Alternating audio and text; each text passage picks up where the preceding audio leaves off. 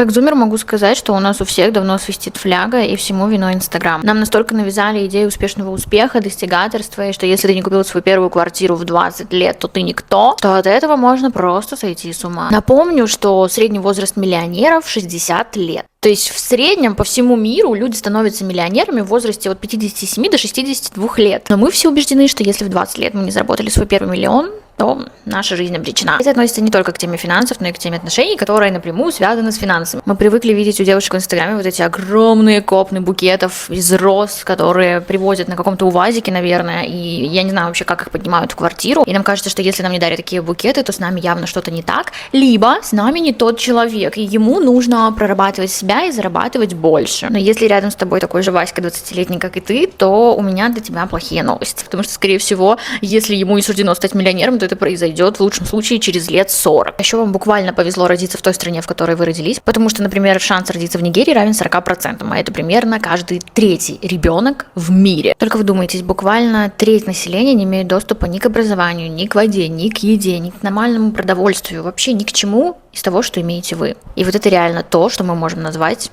базовый минимум.